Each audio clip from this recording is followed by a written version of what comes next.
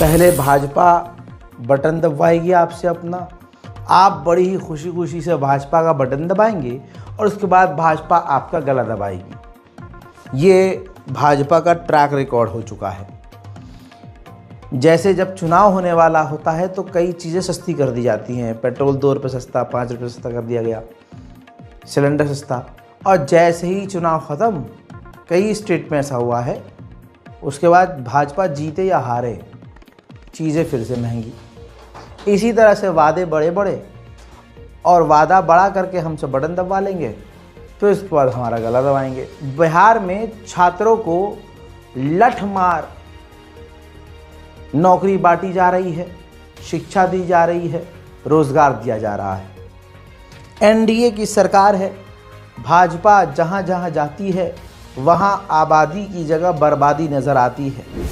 हजरात, वहां छात्रों पर लाठी भाजी जा रही है। गुनाह क्या है इनका?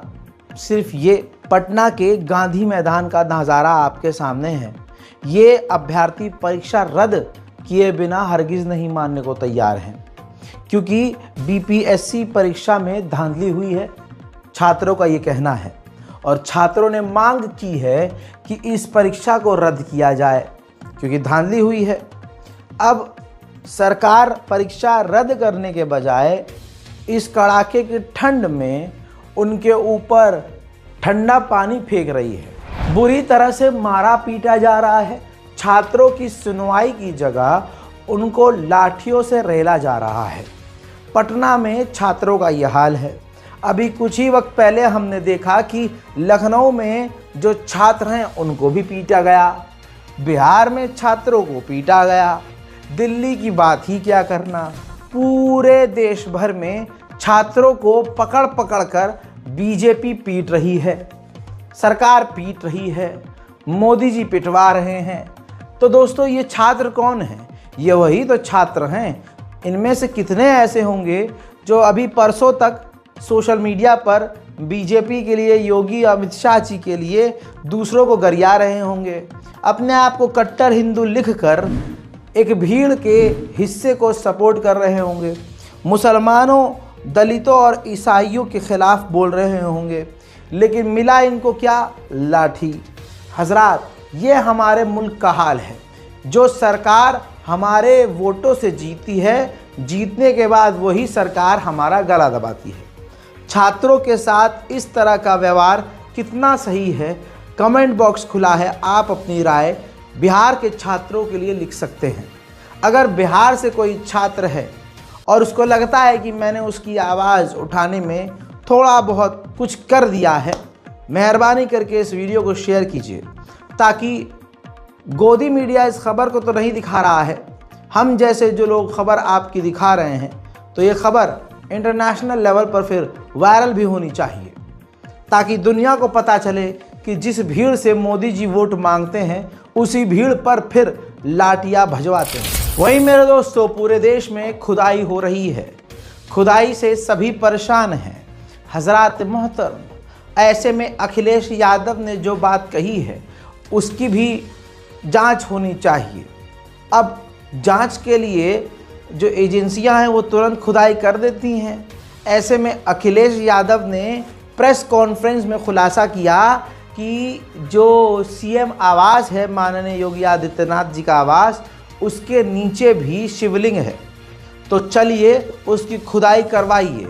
और उन्होंने पत्रकारों से कहा कि अब आगे चलिएगा, मैं पीछे चलूँगा, क्योंकि मैं आपको भागने नहीं दूंगा। देखिए, मेरे पत्रकार साथी, सच बताऊं, मैं जब से खुदाई हो रही है मुझे कुछ याद आ रहा है। जो लोग कहते थे उस बात को मैंने उतना सीरियस उस समय नहीं लिया था।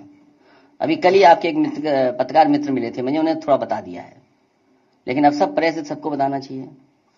मुख्यमंत्री आवास में भी शिवलिंग है, इसकी भी खुदाई होनी चाहिए। सच में हमारा मानना है, हमारा भरोसा है कि वहां पर एक शिवलिंग है, उसकी खुदाई के लिए हम सब लोगों को तैयारी करनी चाहिए। और मैं तो अपने पत्रकार साथियों से कहूंगा कि आप लोग आगे आगे चलो, हम आपके पीछे पीछे चलेंगे, क्योंकि आपको लौटने नहीं दूंगा मैं पीछे। कहाँ पे? उत्तर प्रदेश में जो पानी की टंकियों का निर्माण हो रहा है, पानी की टंकी के बारे में मत सोचो, नया मुद्दा आ गया। मुख्यमंत्री आवास में शिवलिंग है।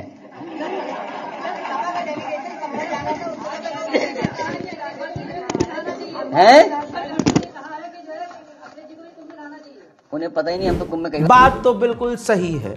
जिस तरह से पूरे देश में खुदाई चल रही है, सुना है संभल में मस्जिद निकली है, ढूंढने गए थे मंदिर, निकल गई मस्जिद। मैं तो ये अपील करूंगा, सब खोदो, और मैं कह रहा हूं ज़्यादा ही खोदो। अगर आपको मंदिर दिख गया तो मंदिर को भी खोदो।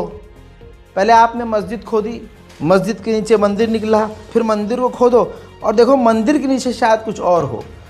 बहुत बड़े बड़े एक्सपर्ट इस बात को कह रहे हैं और बौद्ध समाज बड़े चाहत से इस बात को कह रहा है कि ज़्यादा खुदाई कीजिए, क्योंकि फिर महात्मा बुद्ध की प्रतिमाएं ज़मीन के नीचे निकलना शुरू हो जाएंगी। यही सच्चाई है। जहां चाइना, पाकिस्तान हमें टक्कर देने के लिए भविष्य में आगे बढ़ रहे हैं, चाइना एक से एक टेक्नोलॉजी बना रहा है, भारतीय बॉर्डर पर अपने सैनिकों को तैनात कर रहा है, गांव एडवांस बसा रहा है, जहां वो गांव बना रहा है, पक्की सड़कें बना रहा है, हम सड़क खोद रहे हैं, घर खोद रहे हैं, मंदिर मस्जिद के नीचे ढूंढ रहे हैं। मैं एक बार फिर से कहना चाहता हूं कि आज जो नफरत फैलाई जा रही है उसमें हिंदू और हिंदुत्व का कोई रोल नहीं है। उसमें सिर्फ राजनीति में बीजेपी का ही रोल है, आरएसएस का रोल है। हिंदू आज जो आपको हथियार लिए हुए या डंडा लिए हुए या उग्र भीड़ नजर आती है, वो सरकार के द्वारा, वो हमारे इस भाजपा पार्टी के द्वारा भड़काई हुई होती है।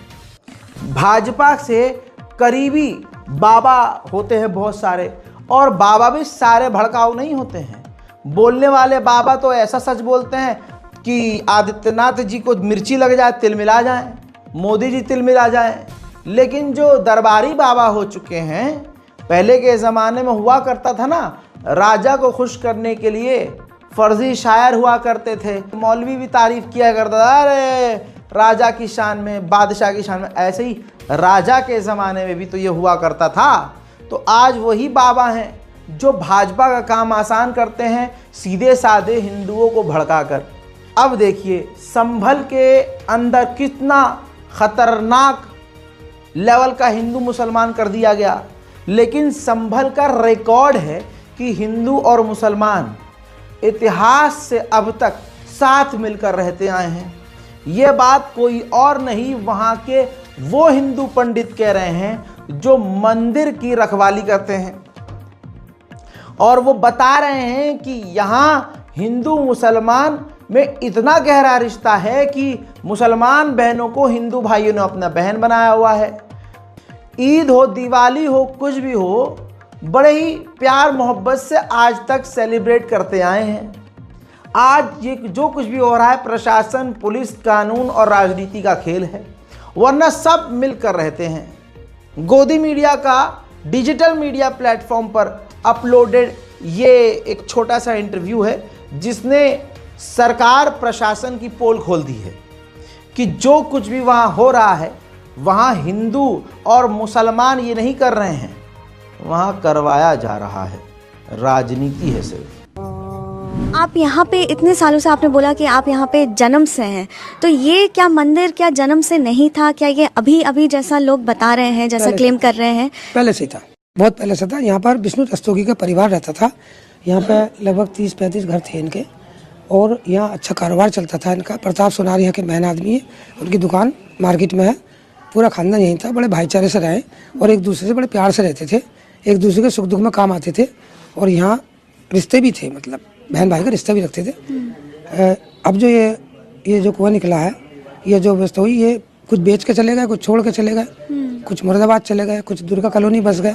तो अभी जो हो रहा, तो हमारा तो किसी से विवाद है ही नहीं। ये पुलिस प्रशासन की कानून की लड़ाई है, कानून की लड़ाई, कानून लड़ा, हमसे कोई किसी का विवाद नहीं है। और वाल्मीकि समाज को सब लोग सम्मान करते हैं। ये दीपा सराय कहलाती है, घर घर का वास्ता है, बड़े प्यार मोहब्बत से रहते हैं। मेरे घर के सामने 150 मुसलमान है, होली भी होती है, दिवाली भी होती है, किसी प्रकार की कोई दिक्कत नहीं। कहने को दुनिया कुछ भी कहते रहो, भाईचारे से रहते। इस मोहल्ले के रहने वालों से भी प्रताप सोनार राखी बंधवाते थे, घर में आना जाना था, खाना पीना था, एक फैमिली परिवार की तरह। राजनीति कुछ भी कह लो, तो सच्चाई है। ये जो राजनीति लोग पूजा को मना कर दिया, आइए पूजा करिए, और पहुंचा के जाते हैं। लोग बता रहे हैं कि देखो वो मंदिर है, किसी मुसलमान को कोई आपत्ति नहीं। समझ आया? तो आज सिर्फ मुट्ठी भर ऐसे लोग हैं जो एक पार्टी को खुश करने के लिए अपने धर्म, अपने भगवान, अपने परमात्मा का नाम ले रहे हैं। प्रभु श्री राम ने क्या कभी नफरत करना सिखाया होगा? मैं सिर्फ श्री राम की बात नहीं, कोई भी मजहब हो जिसके मानने वाले कुछ गलत कर दें तो इसका मतलब यह है कि उनके गुरु ने या फिर उनके प्रभु, उनके भगवान, उनके गॉड ने उनको वो गलत चीज़ सिखाई है। बिल्कुल नहीं दोस्तों। अब ये तो भाई साहब भड़क ही गए। ये देखिए, चंदन शर्मा का रिकॉर्ड है, ये भाई साहब हमारे खिलाफ अपने तमाम हिंदू भाइयों से मदद मांग रहे हैं और ट्वीट करके धमकी दी है कि तूफान की तरह आऊँगा, शांत हूँ, तो इसका मतलब ये नहीं है कि सब कुछ भूल जाऊँगा, लौटूंगा, तबाही मचाऊँगा। ये भाई तू जो मर्जी कर यार भाई, ना तुमसे हमको पर्सनल प्रॉब्लम है। दिक्कत ये है जिस तरह के इल्ज़ाम पलट कर भाई साहब ने हम पर लगा दिए कि मैं हिंदू समाज से नफरत करता हूँ। ये तो हिंदू समाज ही अच्छे से जानता है कि मैं फैक्ट बोलता हूँ। मैं किसी के मुंह में माइक डालकर या हिडन कैमरे से जाकर रिकॉर्डिंग करके नहीं लाता हूँ। जो सोशल मीडिया पर जो आम जनता के द्वारा खबर दिखाई बताई जाती है उसको हम वेरीफाई करके, या कहीं डॉक्यूमेंटेशन होता है, कहीं अखबार, कहीं खबर में कहीं ये चीज़ छपती है, तो हम उसको कलेक्ट करके मोतियों की तरह पूरी तरह से सजा के बैक टू बैक लिंक करके वो दुनिया के सामने रखते हैं। अब बेचारे चंदन शर्मा जी को ये लग रहा है कि मैंने इनके मजे लिए हैं। आप इनके ट्विटर अकाउंट को खोलिए, आप ईसाइयों के लिए नफरत देखिए, आप मुसलमानों के लिए नफरत देखिए। दिन रात हर एक घंटे ये भाजपा के आईटी सेल का एक व्यक्ति है, ठीक, तो इसको पूरी छूट मिली हुई है, ये कुछ भी करेगा, कुछ भी बोलेगा, असंवैधानिक बात बोलेगा। अब अपने लोगों से धमकी दिलवा रहा है और धमकी दे रहा है कि इसके वीडियो पर नज़र रखेंगे, हम केस करेंगे, हम कोई इसकी क्लिप में से इसकी बयानबाजी निकालेंगे जिसमें ये अपशब्द बोल रहा हो। भाई हम जो भी बोलते हैं सोच समझ के बोलते हैं, और तू पहला आदमी नहीं जो केस कर रहा है। उंगलियां कम पड़ जाएंगी मुन्ना, इतने केस चल रहे हैं, लेकिन हमें संविधान पर भरोसा है। दर्जनों केस से भी निकले हैं और आगे तेरे जैसे लपर झट्टे केस करेंगे, हम उससे भी निकलेंगे। कोर्ट कचहरी सिर्फ तेरे लिए थोड़ी ना है भाई, हमारे लिए भी है। और सुन, तू ये जो खेल खेल रहा है ना नफरत का, इसका रास्ता बर्बादी की तरफ जाता है। कितना टाइम तुम नफरत फैला लोगे? तुम जिस पर इल्ज़ाम लगा रहे हो कि मैं हिंदुओं से नफरत करता हूँ, तो मेरा हिंदू स्कूल, मेरे हिंदू टीचर, मेरे हिंदू दोस्त, मेरे हिंदू पड़ोसी, अरे हिंदू मेरे दफ्तर में, हिंदू मेरे लिए काम करने वाले, वो खुद जानते हैं, वो खुद तुझे अपना नहीं कहते। नफरत की नाव में जो सवार हो वो संस्कारी कैसे? नफरत जिसके सीने में भरा हो उस सीने में प्रभु श्री राम कैसे? हजरात, ऐसे चंदन शर्मा जैसे लोगों से फिर से कह रहा हूं, बच के रहिए। साथ ही यह भी कहूंगा कि अगर मिंबर से बैठकर कोई मौलवी आपको किसी दूसरे के लिए भड़का रहा है तो उनसे भी बच के रहिए, क्योंकि कोई मजहब किसी को नीचा दिखाने को नहीं कहता है, लेकिन चंदन शर्मा जैसे लोगों से बच के रहना ज़्यादा ज़रूरी है, क्योंकि ये किसी और के इशारे पर ये जहर फैला रहे हैं और ये सिर्फ एक ही शख्स को, एक ही झुंड को फ़ायदा पहुंचा रहे हैं। और ये जिस धर्म से आते हैं उस धर्म की गलती नहीं है, ये गलत करके अपने धर्म को गलत साबित कर रहे हैं कि देखो हमारे में तो यही सिखाया जाता है। अगर यही हिंदुत्व है, नफरत करना और मुसलमानों से नफरत करना, मारना मुसलमानों को, परेशान करना ईसाइयों को, तो बचपन से अब तक हम इतनी आसानी से, इतने प्यार से इतने बड़े हो जाते। जिस तरह की नफरत ये लोग आज फैला रहे हैं, अगर ये सच में नफरत बहुत पहले से होती तो आज हम इस दुनिया में ही ना होते। ये तो कुछ सालों का खेल है और कुछ सालों से चल रहा है। नफरत बिक रही है और नफरत के खरीदार बहुत हैं। कोई भाईचारा नहीं बेच रहा है, भाईचारे को गलत बताया जा रहा है। इसी को कलयुग कहते हैं, जहां नफरत को लोग पसंद करेंगे, प्यार को लोग ठुकराएंगे। बेवफाई, गद्दारी, बेईमान, चोर, उचक्के, बलात्कारी की इज्जत होगी और इज्जतदार व्यक्ति को, सीधे साधे आदमी को नीच के तौर पर देखा जाएगा। उधर गाजियाबाद में भी खेत में एक गड्ढा निकल गया और उस गड्ढे के अंदर एक छोटा सा शिवलिंग नजर आया।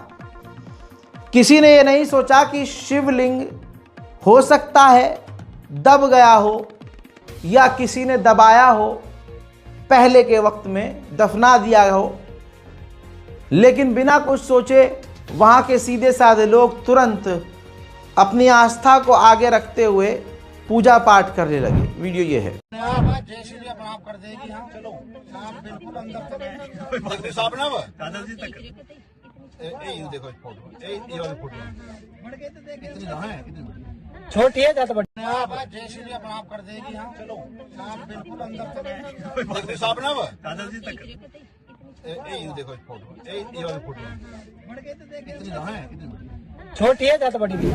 हजरात, भारत हमेशा से जो भारत की इंटरनेशनल इमेज है या यूं कहूं विदेश नीति है, वो अमेरिका, जर्मनी, फ्रांस, ब्रिटेन से भी बढ़िया विदेश नीति है।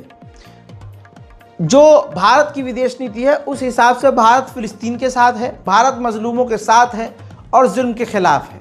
ये इंटरनेशनल प्लेटफॉर्म पर भारत की ये इमेज है, अभी से नहीं पहले से। भारत हमेशा गरीबी के खिलाफ खड़ा होता है। कोई गरीब होता है उसका साथ देता है, कोई मजलूम होता है भारत उसका साथ देता है। भारत इंटरनेशनल लेवल पर कमज़ोर देशों को हाथ पकड़कर उठाने की कोशिश करता है। ये भारत की इंटरनेशनल इमेज है। चाहे हमारे पास खाने के लिए एक रोटी हो, हम आधी रोटी से ज़्यादा यानी एक टुकड़ा अपने पास रखे सारे टुकड़े बांटकर दूसरों की मदद करने पर ज़्यादा यकीन करते हैं। यही भारतीयता है। ऐसे में बांग्लादेश का हाल आप जानते हैं बुरा है। बांग्लादेश को अनाज की ज़्यादा ज़रूरत है क्योंकि बांग्लादेश की सरकार और जीडीपी चरमराई हुई है। वो बात अलग है कि बांग्लादेश भारत के पीठ में छुरा घोंप कर पाकिस्तान से सेना बुला रहा है और अपने सैनिकों को ट्रेन कर रहा है। इन तमाम गद्दारी और बेवफाई के बावजूद भारत ने बांग्लादेश को 27,000 टन चावल भेजा है। स्पेशली 2 लाख टन से ज़्यादा की बात हुई है। भारत ने यह ठीकरा उठाया कि हम तुम्हें खाना देंगे, तुम जो मर्जी कर रहे हो, लेकिन हम तुम्हारे देश में लोगों को भूखा नहीं रहने देंगे। अब वहाँ ये भी बात हकीकत है कि उसी बांग्लादेश में अल्पसंख्यक हिंदू हैं और ये बात भी जेन्युइन है कि हिंदुओं पर हमले हुए हैं और काफ़ी खतरनाक हुए हैं, जिसका बहाना बनाकर भारत में बहुसंख्यक समाज के कुछ लोगों ने और कुछ पार्टी और हिंदू संगठन के लोगों ने मुसलमानों को पूरे देश में परेशान किया हुआ है। बांग्लादेशी मुसलमान बोलकर दिल्ली के मुसलमानों का वोट काटा जा रहा है, ऐसा केजरीवाल ने भी कहा है और वो चीज़ें हमने आपको दिखाई भी हैं। दोस्तों, अब ये भारत का बड़प्पन है कि भारत अपने दुश्मन को भी चावल दाल दे रहा है। ऐसे में भारत की तारीफ करने के बजाय, अपने मुल्क पर गर्व करने के बजाय नरसिंहा गंध सरस्वती भारत सरकार की आलोचना करने के लिए आ जाता है और एक बार फिर से हिंदुओं को भड़काता है। एक बार फिर से ऑन कैमरा हमारे प्रधानमंत्री माननीय नरेंद्र मोदी जी का विरोध करता है। देखिए, देवादिदेव भगवान महादेव शिव और जगत जननी मां जगदम्बा के चरणों में नमन करते हुए मैं श्री पंचदश नाम जुगना अखाड़े का महामंडलेश्वर यति नरसिंहानंद गिरी। बड़े ही हर्ष का विषय है कि भारत सरकार लाखों टन चावल बांग्लादेश को भेज रही है। उस बांग्लादेश को जहां हिंदुओं का लगातार नरसंहार, जघन्य नरसंहार हो रहा है। हिंदुओं की बहन बेटियों पर लगातार हर तरह के अत्याचार किए जा रहे हैं। हिंदुओं के मठ मंदिरों को तोड़ा जा रहा है। वहां हमारी भारत सरकार बहुत बड़ी संख्या में, बहुत बड़ी तादाद में चावल भेज रही है और दूसरी खाद्य सामग्री भी भेजेगी। भारत सरकार ने एक बार फिर से तय कर दिया है कि हम सनातन के मानने वाले वास्तव में एक स्वाभिमान विहीन व्यापारी कौम है। अगर हमारा व्यापार चल रहा है तो हमें अपने मठ मंदिरों से, अपनी बहन बेटियों के मान सम्मान इज्जत से, अपने धर्म बंधुओं के प्राणों से कोई लेना देना नहीं है। हमारा व्यापार चलता रहना चाहिए। ऐसा ही हमने कई बार पाकिस्तान के साथ भी किया है। जिन देशों ने भी हिंदुओं का नरसंहार किया है, हमने हमेशा ऐसा ही व्यवहार उनके साथ किया है, क्योंकि हम हिंदुओं के लिए, हम सनातन के मानने वालों के लिए दुनिया का सबसे बड़ा काम है कि जब तक हमारा व्यापार चल रहा है हम व्यापार करते रहेंगे, चाहे हमारे धर्म बंधुओं का सब कुछ लुट जाए। मैं सभी हिंदुओं से अनुरोध करना चाहता हूं, आज जो बांग्लादेश में हो रहा है बहुत जल्दी ये तुम्हारे साथ भी होगा, हमारे साथ भी होगा, हम सबके साथ होगा। हमारी बहन बेटियों के साथ भी वही होगा जो बांग्लादेश में हिंदुओं की बहन बेटियों के साथ हो रहा है, जो पाकिस्तान में हिंदुओं की बहन बेटियों के साथ हो रहा है। विदेश में भारत की यह कोशिश है कि कोई भूखा ना सोए। अल्लाह अकबर। सोचो, भारत सोच रहा है कि विदेश में कोई भी हिंदू मुस्लिम कोई भी हो, सबको अनाज मिले, भूखा कोई ना रहे। और यहाँ वही भाजपा देश के अंदर आय हाय बिल्कुल ऐसे ही जज्बात पलट जाते हैं, हालात पलट जाते हैं, एक्शन और रिएक्शन इनके पलट जाते हैं। हजरत मोहतरम, भाजपा के नेता भारत की राजधानी दिल्ली में अब तक परेशान कर रहे थे दुकानदारों को। मुसलमानों के पास जाके कहते थे अपना नाम लिखो, यहाँ बैठ। हिंदुओं की दुकान पर जाकर हाथ जोड़ो, कहते भगवा लगाओ, अपना नाम लिखो। जबकि सुप्रीम कोर्ट, हाई कोर्ट मना कर रहा है कि ऐसा नहीं करते हैं, ऐसा नहीं करना चाहिए। लेकिन ये कानून पर भी थूकते हुए, कोर्ट की अवमानना करते हुए भारत की राजधानी दिल्ली में खुल्लम खुल्ला शासन प्रशासन को तो जेब में रखते हैं और कोर्ट की अवमानना करते हुए काम ये कर रहे थे। और अब इन्होंने अपना और स्तर गिराते हुए झुग्गी झोपड़ी वालों को भी परेशान करना शुरू कर दिया है। रविंद्र सिंह नेगी बीजेपी के नेता हैं। अब ऑफिशियल ये वीडियो देखिए, लोगों के साथ है रवि नेगी का ये वीडियो। पूरे बीजेपी ने पता नहीं क्या सोच के इसको ऑफिशियली शेयर किया है, जिसमें जो मुस्लिम लोग हैं जो झुग्गी में रहते हैं उनको जाकर ये कह रहे हैं कि झुग्गी तुम्हें हटानी पड़ेगी। ये पक्के मकान तो दे नहीं सकते, झुग्गी वालों की मदद कुछ कर नहीं सकते, लेकिन झुग्गी वालों को उजाड़ने के लिए ये धमकी दे रहे हैं। देखिए, बिलाल क्या नाम है? बिलाल। ये झुग्गी कौन सी तुम्हारी? आगे। तो ऐसे ही यहाँ तो अलाउ नहीं, क्यों झुग्गी क्यों लगा रखी तुमने? हम यहाँ पे पहले से रहते हैं सर, हम तो बहुत पहले पक्की झुग्गी थी यहाँ पे। नहीं, यहाँ तो झुग्गी है ये सब। अभी ये तो अभी बसे तुम सारे? अभी नहीं है, अभी की नहीं है, बहुत पहले की है। क्या नाम है आपका? क्या नाम है? नूर जहाँ। आपकी भी झुग्गी यहाँ पे? हाँ, हो रहा। हजरात, ऐसा ही होता है, ये ऐसा ही करते हैं। गरीब की मदद करने के बजाय, देखिए अमीरी ना एक अलग धर्म है। माफ़ कीजिएगा मेरी इस बात से बहुत लोग सहमत नहीं होंगे, लेकिन अमीरी और अमीर होना अलग ही मज़हब है। अमीर हिंदू हो, अमीर मुसलमान हो, अमीर ईसाई हो, अगर अमीर दलित हो तो इनको किसी चीज़ से कोई फ़र्क नहीं पड़ता है। इनके बीच में हिंदू मुसलमान भी नहीं होता है। नफ़रत का असर सिर्फ मिडिल क्लास और सबसे ज़्यादा असर गरीबों पे होता है। मेरी बात से एग्री हो, कमेंट कीजिएगा, और मेरी बात के अलावा कोई और बात आपके मन में हो वो भी कमेंट कीजिएगा। अगली वीडियो में आपकी बात भी कह दूंगा। ये मुझे फील हुआ है, मैंने देखा है। ये लोग हमें ये दे रहे हैं, गरीब मुसलमानों को मार रहे हैं। याद होगा गाज़ियाबाद में एक मंदिर के अंदर एक मुसलमान ने, बच्चे ने जाकर पानी पी लिया। वो नरसिंहगंज सरस्वती की ही टीम ने उस मुस्लिम बच्चे को पकड़ के पीट दिया, धमकी दी और बड़ा बवाल मचाया कि ये मुल्ला गया क्यों मंदिर, पानी कैसे पी लिया। हाय, हिंदुत्व मानवता का नाम हुआ करता था, लेकिन अब क्या हुआ, मुसलमान मंदिर नहीं जा सकता। भाई वो मुसलमान, हम तो कहते हैं है ही पिटने लायक, जो मंदिरों में जा रहा है भाई क्यों जा रहा है। लेकिन कहते हैं कि कोई भी मज़हब हो, उसके धर्म स्थलों का दरवाज़ा तमाम इंसानियत के लिए खुला हुआ होता है। मस्जिद के अंदर कोई भी आ सकता है। आप आइए, आपका स्वागत है इस्लाम में, दरवाज़ा आपके लिए खुला हुआ है। आइए अपने घर, अल्लाह का घर है। वो वीडियो याद कीजिए जब एक मंदिर के अंदर प्यासे ने, मुसलमान बच्चे ने पानी पी लिया तो उसके साथ क्या किया। अब एक मज़ार के अंदर हिंदू बच्चा जाकर पानी पी आता है तो मुसलमान व्यक्ति उसे रोककर बड़े प्यार से कहता है, बेटा जब भी प्यास लगे पानी पी लेना। फर्क साफ है। हाँ बेटा, कहाँ गए थे? पानी पीने। पानी पीने गए थे। क्या नाम है आपका? मनीष।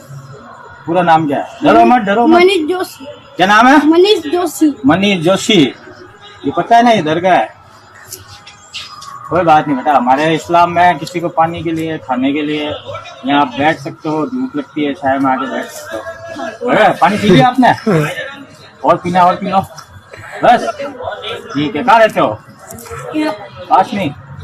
ठीक है बेटा, डरना नहीं है। अब भैया मिर्जापुर नाम ही ऐसा है कि लगता है मिर्जापुर सीरीज की सारे क्राइम तो यहीं होते होंगे, लेकिन एक ऐसा क्राइम आया है कि मैं भी सोच में पड़ गया एज ए मुस्लिम कि ये कैसे हो सकता है कि एक व्यक्ति पहले भगवान की अपनी पूजा कर रहा हो 15 मिनट, फिर उसके बाद जो है भगवान के सर से ही मुकुट चांदी का उठाकर गायब हो गया। कोई डर खौफ ही नहीं है अपने भगवान का। ये सीसीटीवी फुटेज देखिए, एक चोर 15 मिनट तक भगवान की, हनुमान जी की पूजा अर्चना करता है, बैठा रहता है अपनी पूरी आस्था के साथ। संस्कारी चोर है ये। संस्कारी चोर के मन में 15 मिनट तक क्या चल रहा था नहीं पता, क्या हनुमान जी से बहस कर रहा था नहीं पता नहीं हनुमान जी ने उसकी क्या नहीं सुनी, क्या गुस्सा था नहीं पता, लेकिन फिर ये बड़े प्यार से उठता है, चारों बाजू देखता है। उसके बाद प्रभु हनुमान के सर पर जो चांदी का मुकुट था उसे लेकर फरार हो गया। फरवरी 2025 में दिल्ली में चुनाव है। उससे पहले भारतीय जनता पार्टी गवर्नमेंट, मोदी जी पूरी कोशिश कर रहे हैं कि दिल्ली में तो वो आ नहीं पा रहे हैं, सेंटर में तो आ नहीं पा रहे हैं। उनकी कोशिश ये है कि अब जो वोट हमें नहीं देता, जिनका हमें कंफर्म है कि ये वोट हमें नहीं देंगे, उनका वोटिंग अधिकार ही खत्म किया जा रहा है।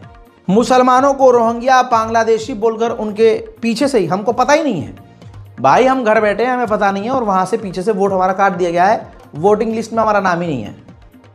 ये केजरीवाल पहले कह चुके हैं, लेकिन अब संजय सिंह ने बताया है, जो राजधानी दिल्ली में रहने वाले लोग हैं, जो अड़ोस पड़ोस से आए हैं, उनका भी नाम वहाँ से काटा जा रहा है। जो 10-20 साल से आके यहाँ दिल्ली में बह रहे हैं, उनका पूरा अधिकार है, उनका भी नाम काटा जा रहा है। यहाँ तक कि संजय सिंह ने बताया कि उनकी धर्म पत्नी का भी नाम वोटिंग लिस्ट से हटाया जा रहा है। ये चल रहा है भाई, इसीलिए कहता हूँ आएगा तो मोदी, कर लो कुछ भी। सुनो, हमारी पत्नी अनीता सिंह जी जौनपुर की रहने वाली हैं, ये भी पूर्वांचल से हैं। मैंने पूर्वांचल का मुद्दा उठाया, यूपी बिहार के लोगों का मुद्दा उठाया, तो अब इस बात पे लग गया कि इनको ही सबक सिखाओ, इनकी पत्नी का ही वोट कटवा दो, तब इनको अकल आएगी। ऐसे मत करो बीजेपी वालों, नड्डा साहब ऐसे तो मत कीजिए। इस तरह से तो दिल्ली के अंदर चुनावी घोटाला मत करो भाजपाइयों, इस तरीके से तो चुनाव मत कराओ तुम। सबके वोट कटवा कटवा के चुनाव जीतना चाहते हो। जब अरविंद केजरीवाल जी के क्षेत्र में एक सांसद की पत्नी का, जो पूर्वांचल की रहने वाली है, उनका वोट आप कटवा रहे हो, तो अब यह बात पूरे दिल्ली के लिए स्पष्ट हो चुकी। मेरा दावा, मेरा कथन, मेरा मुद्दा 100% सही था कि पूर्वांचल के, यूपी के, बिहार के लोगों के वोट भारतीय जनता पार्टी कटवा रही है। आप मेरी पत्नी का ही वोट कटवाने के लिए एप्लीकेशन दे आए, 2 बार, 24 दिसंबर और 26 दिसंबर।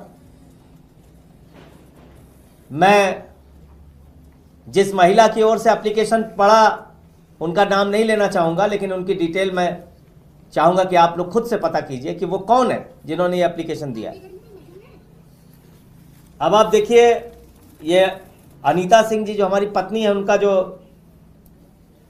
वोटर आईडी कार्ड का नंबर है BTM 220 29 और 35, 220 BTM 220 29 35 BTM। हाँ, इसका मतलब ये नहीं कि केजरीवाल सरकार बहुत अच्छी है, आम आदमी पार्टी तो और चोर लगती है। बड़े बड़े वाईफाई लग गया आपकी गलियों में। केजू ने कहा था, तुम्हारे केजू ने, कि दिल्ली के चप्पे चप्पे पर हम जो है वाईफाई लगा देंगे, तो उससे होगा ये कि बच्चे जो पढ़ते हैं उनको इंटरनेट की जरूरत होती है पढ़ने लिखने के लिए, तो उनको दिक्कत नहीं होगी। लग गया वाईफाई।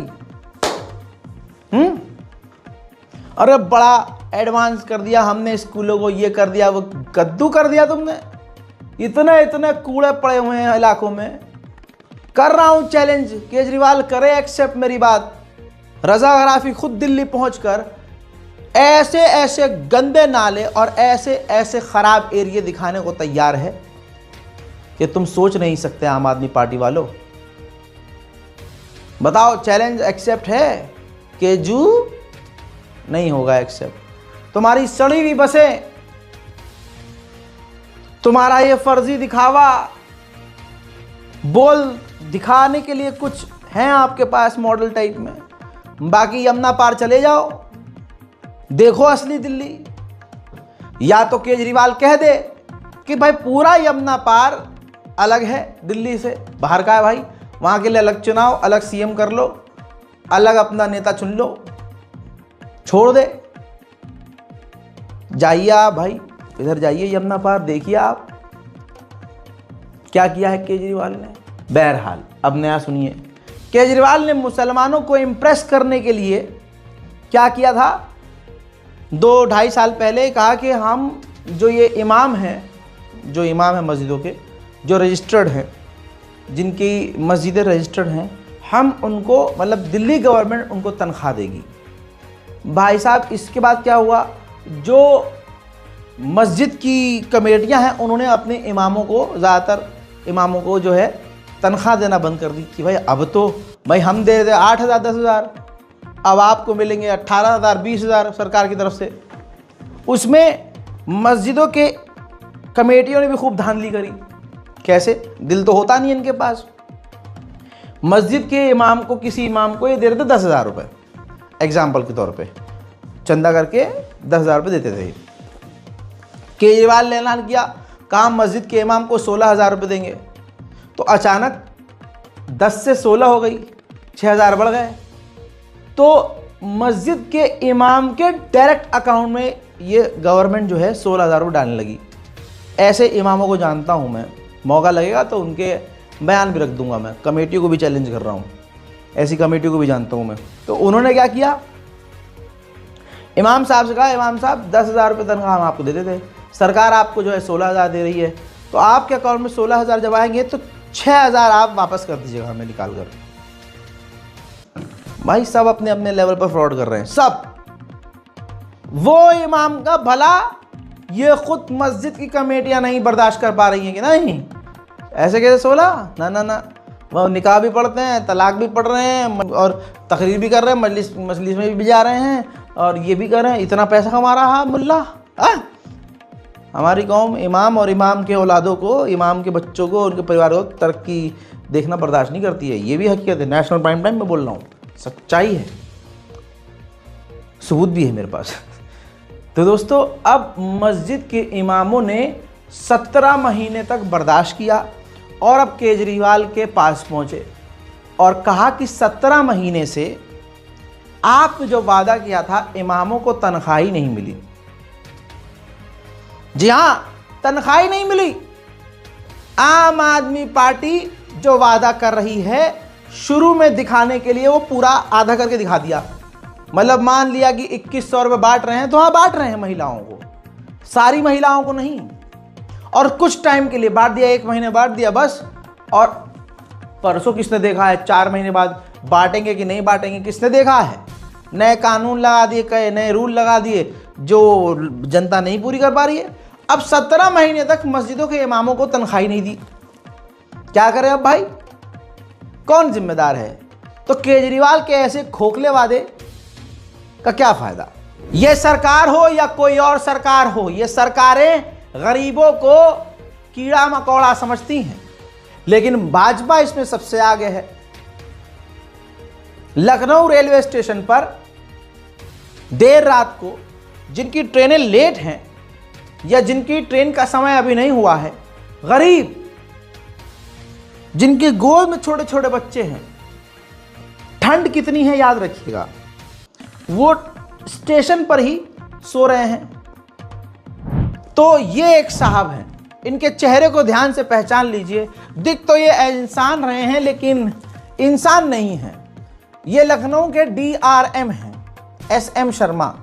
इन्होंने स्टेशन पे सो रहे लोगों के ऊपर ठंडा पानी फिकवा दिया। जी हाँ, और तर्क इनका यह था कि स्टेशन सोने के लिए नहीं होता है, रात का वक्त था, बच्चे महिलाएं सब सो रहे थे। यह कदम कितना अवमाननीय है। ऐसे अवमाननीय अधिकारियों से हमारे देश की प्रशासनिक व्यवस्था भरी पड़ी है।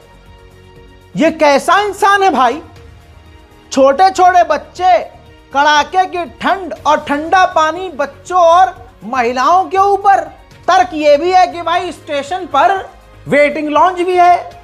अदानी अंबानी के वेटिंग लॉन्ज को तुम भरने के लिए गरीबों पर पानी। अरे जो 500 रुपए का टिकट नहीं ले पा रहे हैं रिजर्वेशन वाला, जनरल में चलने वाले हैं, वो 1000 रुपए देकर वेटिंग लॉन्ज में इंतजार करेंगे। वाह मोदी सरकार। उधर मेरे दोस्तों, दोस्ती पर मुझे बहुत पहले से विश्वास उठ चुका है। जिंदगी में जो है मेरे दोस्त बड़े कम रहे हैं, बहुत कम, और जो रहे हैं ऐसे ही रहे हैं। मतलब जिंदगी भर की सारे पन्ने उन्होंने हमारे साथ, मेरे साथ ही कर दिए हैं। जिंदगी में कुल 2-3 गिने चुने दोस्त बनाए थे। किसी ने पैसे के लिए धोखा दिया, किसी की मेरी तरक्की देख के गई, तीसरा वाला तो अभी अपनी औकात दिखा के गया है। हमारे साथ मज़े कर रहे हैं, ऐश कर रहे हैं, मौज कर रहे हैं, मस्ती कर रहे हैं, पीछे बुराई कर रहे हैं, ऐसे भी हैं। लेकिन मैं कभी बोलता नहीं हूँ, अपने मसले तो रखता ही नहीं हूँ। लेकिन सच में आज कलयुग में दोस्ती बड़ी ख़तरनाक चीज़। कहने के लिए, रील बनाने के लिए दोस्त के साथ जो है बकवादी करते हुए, चलते हुए वीडियो बनाकर सोशल मीडिया पर स्लो मोशन करके इफ़ेक्ट लगाकर, शेर व शायरी, दोस्ती वाला गाना लगाकर, यारी वाला गाना लगाकर हमें कूल बड़ा बनना होता है। उसमें भी मकसद होता है कि व्यूज़ मिल जाए, वायरल हो जाए। लेकिन आज के ज़माने में मेरा ये मानना है और एक्सपीरियंस मेरा ये है कि दोस्ती सब मतलब वाला है मामला। और आजकल के दोस्त इतने हरामी हैं कि आप सोच भी नहीं सकते। हरामीपने की मिसाल है दोस्ती में भाई, एक से बढ़कर एक है। अब एक दोस्त ने क्या किया, ये वो दोस्त है। इस दोस्त की कहानी सुनिए। इस दोस्त ने बड़ा खतरनाक खेल। उत्तर प्रदेश के मेरठ में 11वीं क्लास का ये व्यक्ति है, लड़का है, 11वीं क्लास का अभिनव ने अपने दोस्त के मोबाइल से, इस लड़के ने जो स्क्रीन पर आपको दिख रहा है, अभिनव इसका नाम है, इसने अपने दोस्त के फ़ोन से उसकी गर्लफ्रेंड की न्यूड फोटो शेयर कर ली, एयर ड्रॉप से या व्हाट्सएप से या जैसे भी, या ब्लूटूथ से जैसे भी कर ली अपने पास।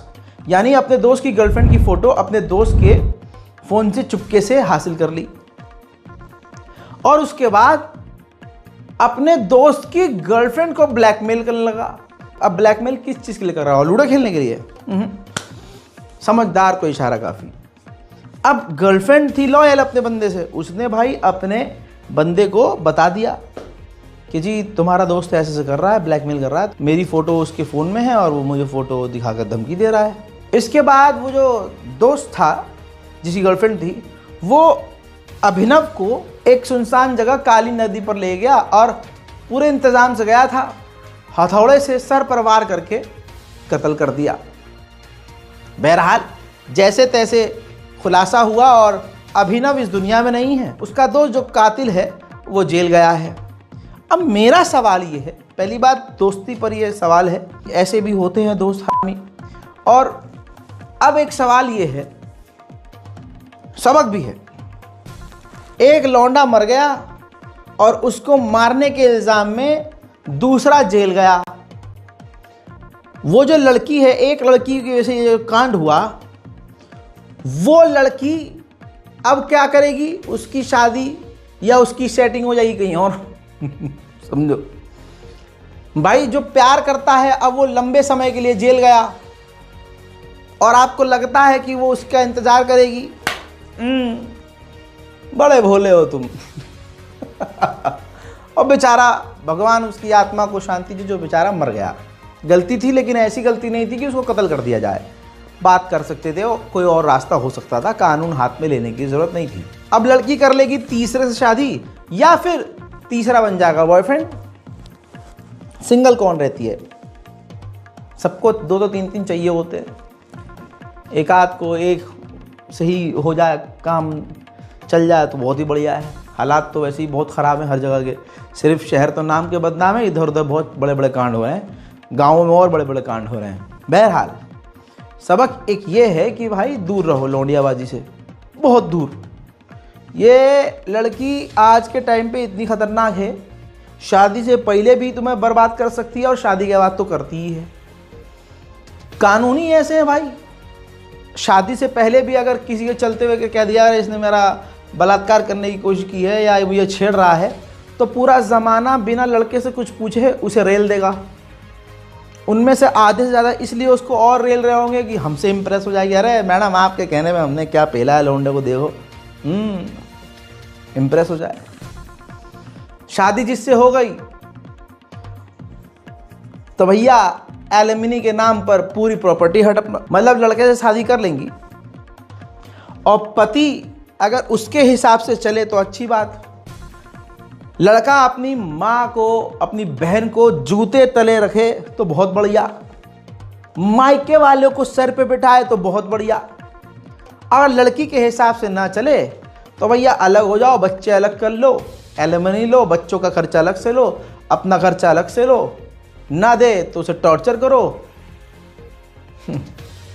डाउरी का इल्ज़ाम लगा दो। कानून में बदलाव करने की फ़िलहाल ज़रूरत है, वरना बहुत सारे ऐसे मर्द हैं जो सुसाइड कर रहे हैं, जो परेशान हैं, जिनके साथ सही नहीं हो रहा है। मेरी गुजारिश है, मेरा एक ख्वाब भी है कि ज़रा मर्दों पर भी बराबर का अधिकार होना चाहिए ना, तो मर्दों पर भी सरकार ध्यान दे। मर्दों की ज़िंदगी हलवा नहीं है कि कोई भी उठकर कुछ भी इल्ज़ाम लगा दे और वो बेचारा जेल चला जाए।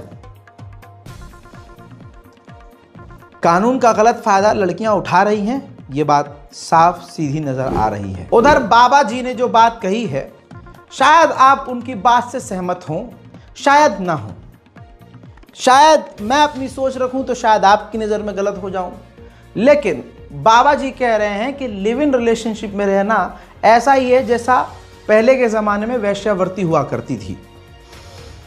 मैं कहीं ना कहीं बाबा जी की बात से सहमत हूं।